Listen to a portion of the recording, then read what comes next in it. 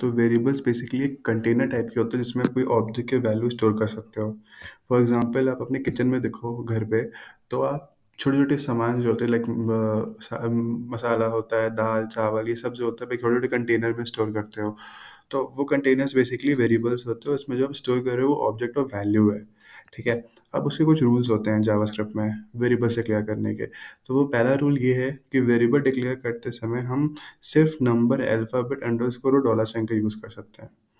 Second rule ये है कि जब हम वेरिएबल डिक्लेयर कर रहे हैं, तो वो सिर्फ़ और सिर्फ़ अंडरस्कोर, अल्फ़ाबेट या डॉलर साइन से बिगिन हो सकता है। फॉर एग्ज़ाम्पल अगर मैं यहाँ पे नंबर लिखूँ एक, तो ASD और यहाँ पे अगर मैं नंबर लगा दूँ, तो देखोगे आप एक एरर आ जाएगा। बट अगर मैं यहाँ पे सिर्फ़ अंडरस्कोर लगा दूँ या डॉलर साइन लगा दूँ या एक अल्फ़ाबेट लगा दूँ, तो कोई एरर नहीं आ रहा है डिक्लेयर करते समय, ठीक?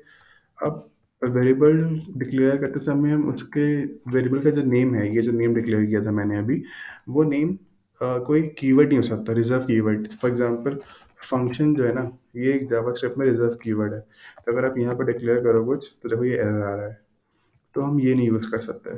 सेकंड थिंग इसके बाद क्या है, एक रूल है कि जावास्क्रिप्ट में केस सेंसिटिव होते हैं वेरिएबल्स। फॉर एग्ज़ाम्पल अगर मैं यहाँ पे डिक्लेयर करूँ कोई वेरिएबल नेम, ठीक? तो ये एक अदर वेरिएबल है और ये जो वेर नेम है, ये एक अलग वेरिएबल है। अगर आप कंसोल करोगे तो आप दोनों की अलग-अलग वैल्यूज़ देखोगे। अगर मैं यहाँ पे 1 कर दूँ और यहाँ पे 2 कर दूँ, ठीक?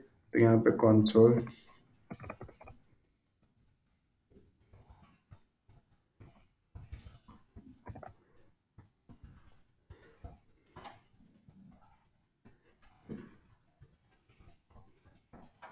मैं इसको रन करूँगा यहाँ पे, तो आप देखोगे नीचे कंसोल में मेरे देखो hello 1 hello 2 आ रहा है।